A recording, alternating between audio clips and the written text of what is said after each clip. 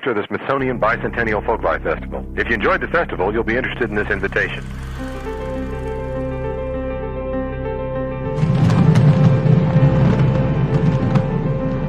Ladies and gentlemen, an opportunity like this cannot be taken for granted. This evening, we are going to be beating our hearts out for you all, so I want to see people enjoying themselves. So get up and feel the music and do something about it, okay?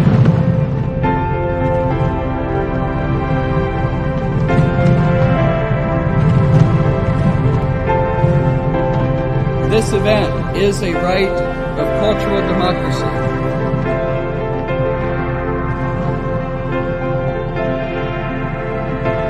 We have many, many partners, you included. I encourage you to stand alongside with us as we travel this journey year after year.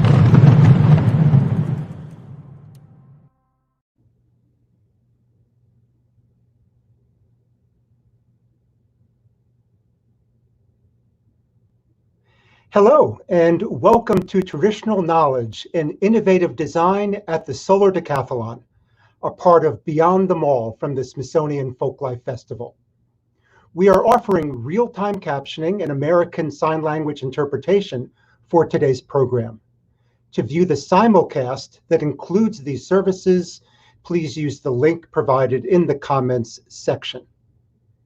If you don't know the Smithsonian Folklife Festival, first established in 1967, I encourage you to check out the website, festival.si.edu, to learn about our programs, educational resources, and more. This discussion on traditional knowledge and innovative design at the Solar Decathlon is presented in partnership with the U.S. Department of Energy. My name is Jim Deutsch, and I'm a curator at the Smithsonian Center for Folklife and Cultural Heritage.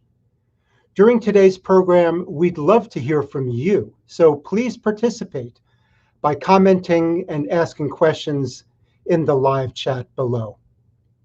Now I'd like to welcome our guests. First, Ryan Manthe. Hello. Second, Arnaud Dreyer. Hi. And finally, Francisca Verdejo Martinez. Hi, everyone. So welcome, everybody, and thank you all for joining us today. All three of our guests are leaders of their respective Solar Decathlon 2020 Build Challenge teams. So I'd like to begin by asking each of you to introduce yourselves and to tell us how you became interested in the Solar Decathlon. And I should say that the Solar Decathlon is an international collegiate competition that was established in 2002 by the U.S. Department of Energy to build highly efficient buildings using renewable energies. So let's go alphabetically, and we'll start with Team Chile, the student leader of that team, Phoenix, from the Universidad Técnica Federico Santa Maria in Valparaiso, Chile. Francisca Verdejo Martinez. Hi, everyone. My name is Francisca. I am from Team Chile. I am a fifth-year architecture student at the Universidad Técnica Federico Santa Maria, which is located in the port city of Valparaiso. I became interested in the Solar Decathlon because our school participated in the Solar Decathlon Europe 2014 with Casa Phoenix version 1. And how did you get interested in the idea of the Solar Decathlon? After all my years in the school, I've been able to find my place in the architecture world. For me, it is essential to recognize and value the local wisdom and the local construction know-how. For me, it is so essential to focus on the people. Yeah, as a future architects, we must ensure a proper standard of living, especially for the most vulnerable ones. All right, well, let's turn to second guest, again, keeping our alphabetical order. From the Netherlands, Arnaud Dreyer, who is the project manager for Team Celsius from the University of Applied Sciences, Utrecht. Arnaud. Hi, my name is Arnaud Dreyer. As said by Jim, I'm the project manager of Team Celsius. It's a student team from the University of Applied Science Utrecht, or as we call it, the Hogeschool Utrecht. We had a team participating in the Solar Decathlon Build Challenge 2017, a team from Utrecht called Sufficient, and they made a lot of progress. It was the first time. They had a great results. After that, we came up with an idea from let's go, we can do it also. And we participate now in the Solar Build Challenge 2020. I got asked, can you join our team? I study law and we need a legal advisor. And starting with that, I'm working a lot on every law combined with the build. And after a long period, I became the student project manager, and now we're finishing up with the building. We hope to finish our home at the end of December, August. Thank you, Arnaud. And let's now turn to the United States. The team leader, or the student leader of Team Mojave Bloom at the University of Nevada, Las Vegas, Ryan Manthe. Hello, I'm Ryan, six-year architecture. I'm working on my master's. I got into the Solar Decathlon through being involved in our school's design build studio. which allows architecture students to first design a building, but then go out and build, full scale, one-to-one. And I'm really passionate about the for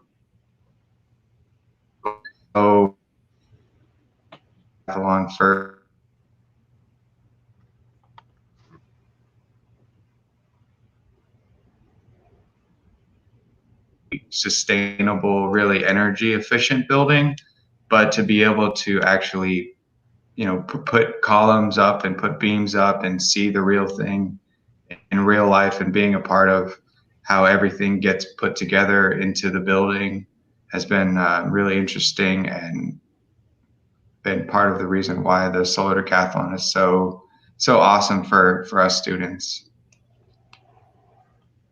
All right, great. So I'd like to ask, as you may know, the theme for the 2020 Smithsonian Folklife Festival is culture and the environment. So I'd like to kind of look at this idea of the environment. You come from three very diverse places, in Valparaiso, Chile, and Utrecht in the Netherlands, and Las Vegas, Nevada.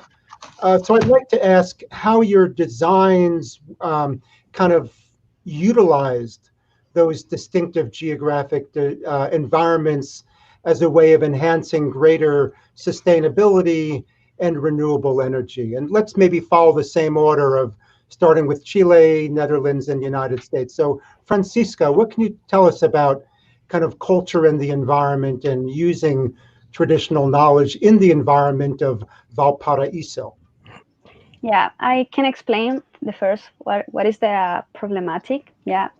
Our team is focused on how technology and academic knowledge are capable to enhance the intuitive and the know-how of our particular population. Yeah, for specifically in inhabitants of the hills of Valparaiso. Yeah, for this we take some ideas of Rudowski in Architecture Without Architects, written in 1964, where he presents the choice of the site.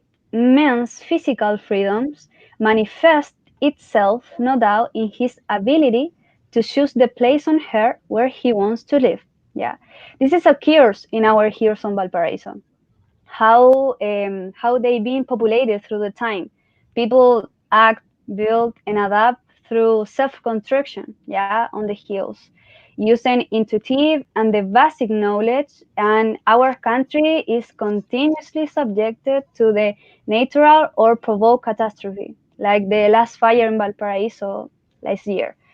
So for this, we take this knowledge and we use them for example, in the hills, all of the structures are based on the posts and beams. Yeah.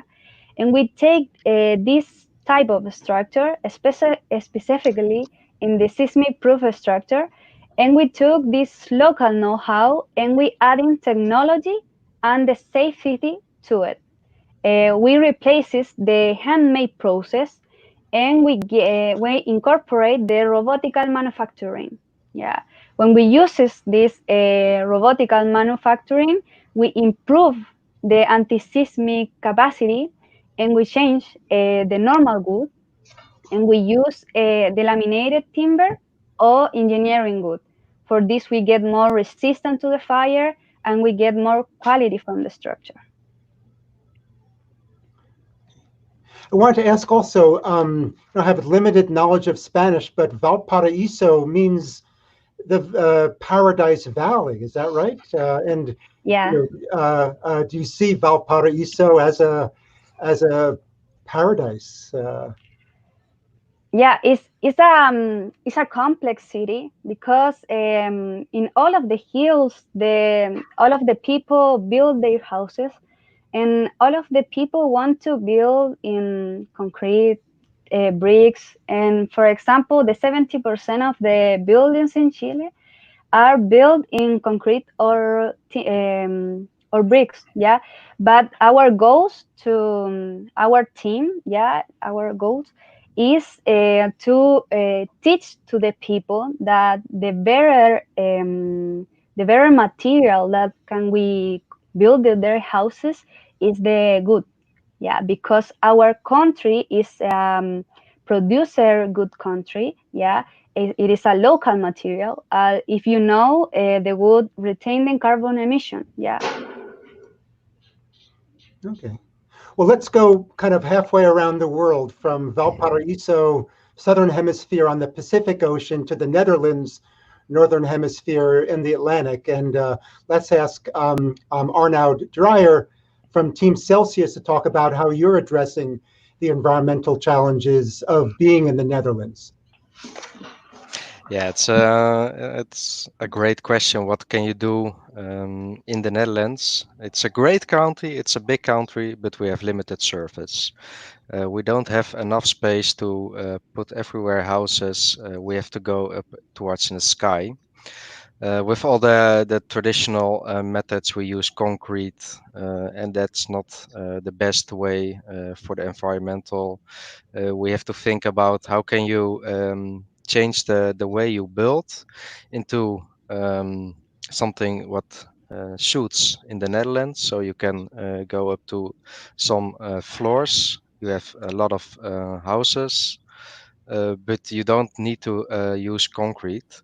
So we had to think about can we use some other more circular materials so we can build here in the Netherlands. And we had eventually we have an hard wooden structure which can we build up to 3 floors in up towards in the sky, so we can build 3 houses on one place. It ain't that much because you can use concrete and you go up with huge flats, but it's a small step towards a big future. If we stay and if we can force the build sector to go more thinking about sustainability, more use of recyclable materials, we made a good progress. That's one of the reasons why we use in our home a lot of wooden materials, but also materials we can reuse. And not only the recyclable ones, for example, that you use some wood or other materials you can recycle but in a smaller element, but we want to use for example our facade panels as a wall new facade panel. So if one occupant doesn't need that panel anymore, he can turn it over to another occupant, another room, another house. So we can expand, but we can reuse our materials, and so decrease our impact on the environment. And in the end, I'm young. I'm 25 years old. I want a good environment when I can stop working. And in the Netherlands, it's probably I have to work 50 years or something if they don't extend it. But I want to live in a beautiful world, in a beautiful country, and don't have to worry about any environmental changes or something like that. And that's the reason why we said that's one of the parts why we built. And also we have in the Netherlands a lot of shortage of houses. We need 300,000 more houses to give everybody a home. And a lot of young professionals are suffering due to the lack of the houses. So we said we want to go environmental, we want to go sustainability, but also provide houses for the young professionals. Yeah, thank you, Arno. I'd like that expression of taking small steps for a big future. So we're going to now shift back across the Atlantic Ocean from kind of wetlands of the Netherlands, lots of canals, to a very dry environment of Las Vegas, Nevada. And like to hear from the student leader for Team Mojave Bloom, Ryan Manthe. Thanks, Jim. Yeah, so for Mojave Bloom, designing with a dry, arid desert climate like we have in the Mojave Desert, we looked to historical desert communities and historical desert typologies when we were starting designing our home. And we found that the traditional Islamic san or courtyard house was perfect for, first of all, our client type, which we're designing for veterans who have PTSD and TBI. And the courtyard worked for the client type as well as for the climate that we have.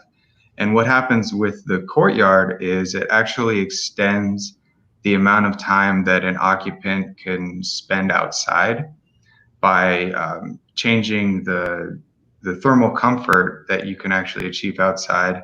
Inside the courtyard, it's tempered from the direct sunlight. You're getting shade from bifacial photovoltaic panels overhead. So you're getting a nice modulated shade and shadow overhead, and you're able to enjoy the outdoor space a lot more. And in addition to that, we looked at a lot of traditional desert architecture as far as the orientation, the massing, and the fenestration. And we planned out the fenestration, for example, our windows by using computational fluid dynamics software. So we're actually able to look at natural ventilation with a computer simulation, and we'll see, we can input our parameters for our climate, like what's the temperature, what's the wind direction, what's the wind speed, and we can model wind flow and make sure that we've accounted for natural ventilation inside our home. So between using the traditional things like the orientation, the fenestration, and the courtyard typology, we're able to allow the user to enjoy the home a lot more, be a lot more comfortable. And then on top of that, we're using a lot of technology to further make the home more efficient, to use less energy, and the occupant to spend less money on maintaining thermal comfort throughout the year. Right. Well, as a folklorist, again, I'm delighted to hear your use of the word tradition and traditional knowledge and the ways that it intersects with your innovative designs that all three of you have described. So speaking of those designs, let's maybe take a closer look at some of the houses that have come out of your student teams for the Solar Decathlon competition. Again, we'll follow the same order. So let's start with Team Chile. Francisca, I think we're going to pull up a picture of your design from Team Fenix. Yes. Can you tell us about this? So our project is designed in a 3D skeleton in a wood capable to transform, expand, or reduce according to the changes of the life within a family. For example, our first structure, it is a poles and beams, in a glue laminated. And the second structure that we have, it is a adaptable walls. Yeah, there is a secondary structure, and which are mostly in the perimeter in the houses. And these walls are called adaptable because despite being fixed in the structure, their openings are reconfigurable, which allow change at the spatial level of each housing unit. And finally, in the inside of the house, we have removable walls, not structural, which adapt differently according of the type of wall they are linked. These walls are partition walls, and it is easy to move around, so the family can change and reconfigure the spaces that they want. The ubication, it is in a 400 meter over the sea level, looking at the Pacific, and we build in a north orient, because we need to get more sun to the captation of the panel solars, and the water treatment assistant to help in a sustainable home. All right, thank you, Francisca. So let's maybe take a look at the design from the Netherlands, from Team Celsius, University of Applied Sciences, Utrecht. Yes, yeah, as you can see, we have here a render of our home. It's a large square form. It's about 16 meters long. And if you can see a little bit in the middle of it, you can see some fixed grid size we use. And that's behind our facet panels. Every panel is 1.2 meters long, so we can easily reuse but also replace panels. And we wanted to build not only on a green way, but also a bit with green nature. So we're looking to if we can put some green walls, nature inclusive walls, to fulfill your home with a lot of joy, looking towards your home when you came back from work or something. But also it's good for the way you live. You are happier if you see this. And of course we're going to use solar panels to generate energy, but also we are going to use battery packs to store the energy we don't use, but also we generate it. So we can, when we need, we can go off the grid. And as you can see, it's a lot of wooden exterior closure. We want to go a very wooden home, because one of our partners from a Japanese country, it's a great and big company. They have a study that if you live in wooden homes, you feel more prettier, you are happier, and they say it's also affecting in a positive way your IQ. So that is very good, and it's very using the materials our Earth provides us. All right, thank you, Arnoud. And let's now take a look at the design from Team Mojave Bloom in Las Vegas. Ryan? Yeah, so this is the southern view of Mojave Bloom. Starting from the left side of the image, which is the west side of the building, you can see the solar thermal is popped out there. That's an adjustable evacuated tube solar thermal collector that lets us heat water without using any energy, so that you can take a shower or actually heat the home in the winter using our radiant heating system. And moving up the ramps, there's ramps on either side of the entryway into the courtyard. And before you enter the courtyard, there's two pivoting gates. These gates have louvers to allow natural ventilation into the home. And they also feature plants, so that when you're inside the courtyard, you have that connection to nature, and you can have that calming sensation when you're watching the plants sway back and forth in the wind. Beyond that gate is the courtyard that I was talking about before. It's kind of hard to see in this image, but above that courtyard is a couple bifacial solar panels. So bifacial just means that the solar panels can produce energy from the top and bottom face of the solar panel. And then it actually allows a little bit of light to pass through the actual solar panel itself. So in that courtyard area, there's nice diffused light coming through the solar panels. And then you can see into the home on either side of the courtyard through operable glass walls and glass doors.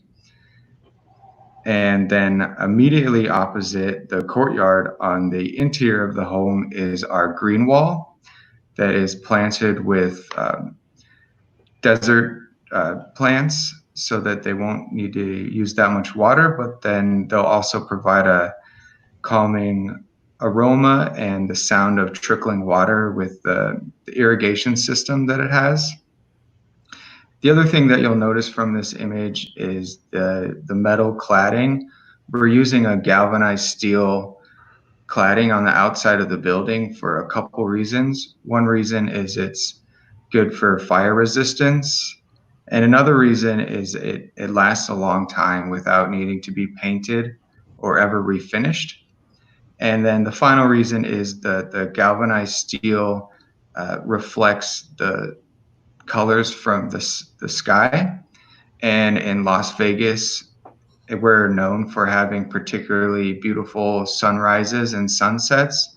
So we wanted the building to be able to reflect one of the awesome parts about the Las Vegas Valley. So when the sun sets in the evening, you'll be able to see all the amazing colors reflected on the surface of the building. Wow, And that's Mojave Bloom. Yeah, that sounds amazing, Ryan. I, would love to see those sunsets from that house. So I'd like to maybe ask one more question of the three of you before we open it up to questions from our audience. And again, audience members out there, please use our live chats on Facebook and YouTube. But my final question for you is more personal. Is, what does this mean to you personally? How does it excite you, and how do you connect to the core values that are embedded in the Solar Decathlon competition? And kind of what inspires you to work with these issues of renewable energy, especially at this time when we're facing so many challenges regarding environmental sustainability? So maybe we'll go in the same order. Start with Francisca. So I can start to talk about how was our methodology. We incorporate the residents of the houses early during the design process. Yeah, this is the most important value of our project.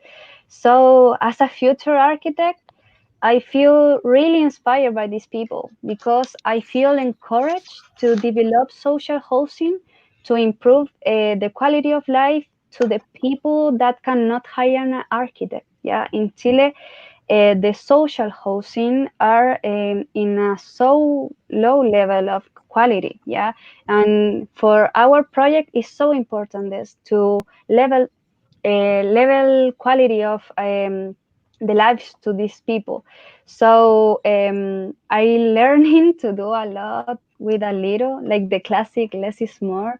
So it is also essential to incorporate cutting edge technologies like solar technologies as renewable energies or water treatment system, because depending on the architectural design, I feel harder to help our people to achieve a more sustainable quality of life. Yeah, because most currently these people has not accessible this type of technology. Yeah, it's so expensive in Chile. So for this, we can work for renewable energies or water treatment system, because we get our goals is to accessible for these families in need.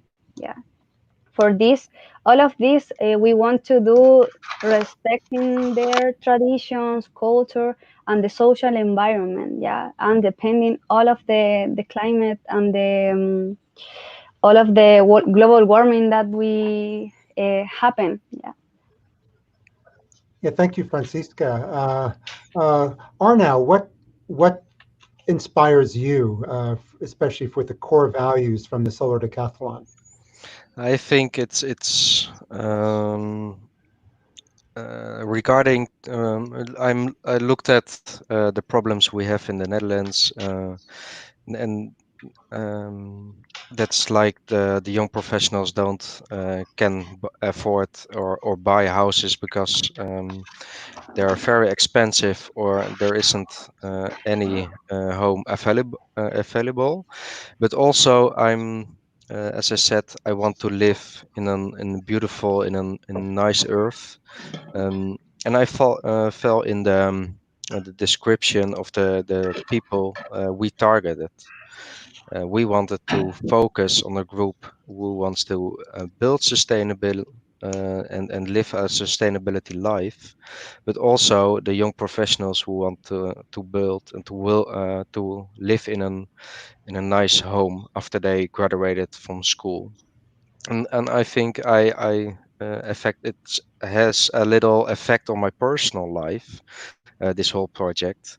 If we can pull this through and show the world how we can build, but also that homes doesn't have to be outrageous expensive. I'm helping myself, but also maybe at the end helping my children if I have them, to live the life they want, we want in a beautiful earth. And I think using it's not using this project, but this during the project I realize that I'm falling in this target market. And I think if we can pull this through, I'm not only helping myself, but helping a lot of people in the Netherlands. And I think it's from a little bit selfish thought. It's a good thought that we can put us through, and that's the reason why we want to target this market and set it through. Yeah, I don't think it's selfish at all, Arno. I think this is exactly what everyone on our planet Earth should be Mhm. seeking. This It's the kind of drive behind it. exactly, exactly. Yeah. And let's turn to Ryan from Las Vegas. What is inspiring you about your work with renewables and sustainability? So I could say a lot of the same things that my competitors have said. I agree with a lot of the reasons that they're coming up with. But for me, I guess it really became real when we took a trip to our school's 2013 Solar Decathlon house, which is at Springs Preserve in Las Vegas, and it's there as a permanent exhibition for how to live sustainably in the desert. And when we went out to that house, the current Solar Decathlon team, we took a trip out there and we saw the house, and it just really hit home that the Solar Decathlon is awesome because it's real, because it's right now, because we're making net zero homes and letting people walk around in them so they can really not just read about it, but they can really experience, what it's like to be in a house like that. Because I think the biggest difference is, when you read about something, it's cool, it's like, oh yeah, like I'd like that someday. But when you stand in it and you smell it and you experience it, it's like, oh, I need this now. And I think that's the cool thing about the Solar Decathlon, is that it's real. It brings a lot of people. It exposes a lot of people. It teaches a lot of people. But then it lets people actually walk around in high quality architecture, well engineered buildings, and that's what really inspires me about the Solar Decathlon. It's a combination of the high technology with the low technology traditions, and it lets the students collaborate with each other, which I think is missed in architectural and engineering education. So we have architecture students working with engineering students, working with professional designers, working with professional structural engineers and other engineering professionals. So it just gives us a really good taste of what it's like to work in the industry, and also to see, like, what's the top of the line in the industry, and how does that work, and is it attainable? And it is.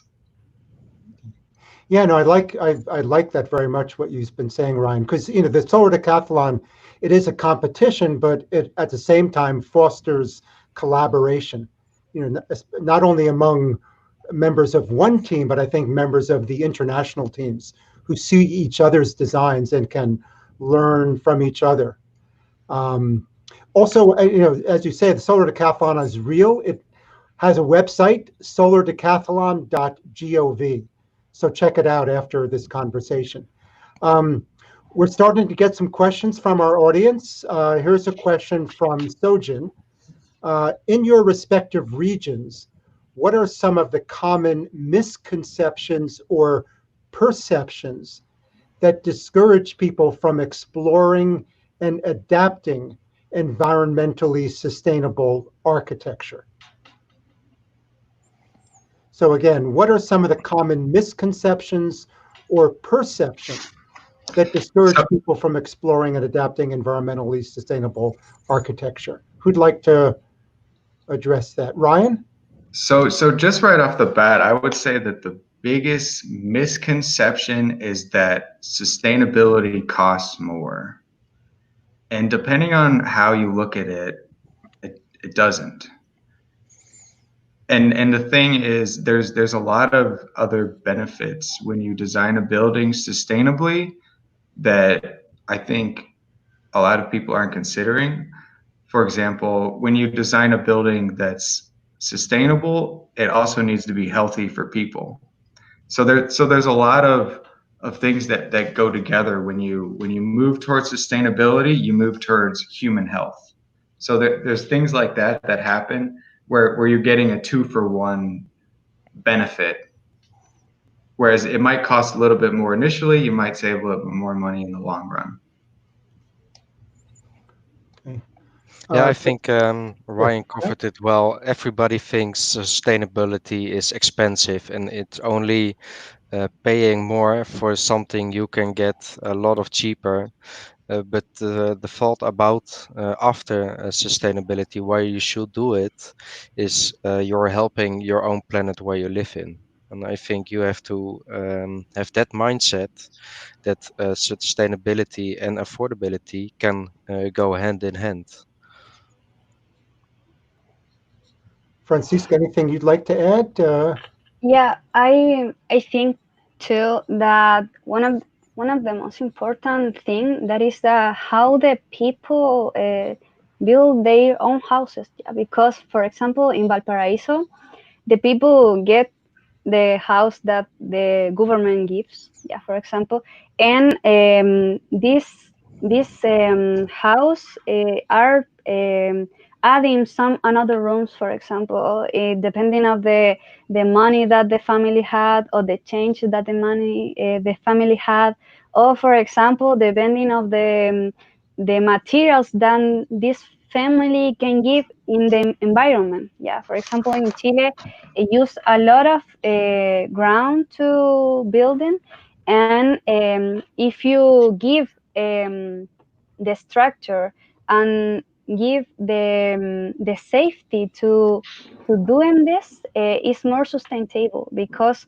for example our project it is designing a skeleton to glue laminated, and we proposed empty spaces to these people can grow out their houses. Yeah, for example, and this is propose a sustainable growing, because it's more safe than if they use or they build alone. Yeah.